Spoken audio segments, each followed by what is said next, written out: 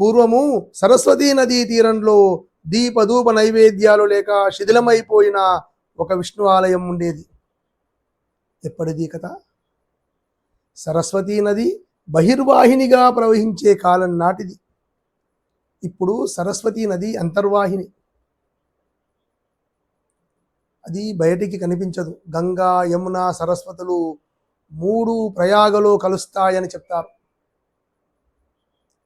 గంగా, యమునా నదులు బయటికి కనిపిస్తుంటాయి.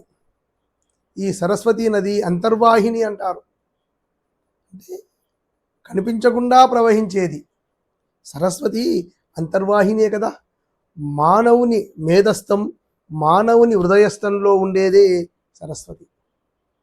ఇప్పుడు ఈ నది అంతర్వాహినిగా ఉంటుంది. ఈ కథ జరిగిన సమయంలో సరస్వతీ నది బహిర్వాహిని మిగతా నదుల్లాగే బయట ప్రవహిస్తూ ఉండేది.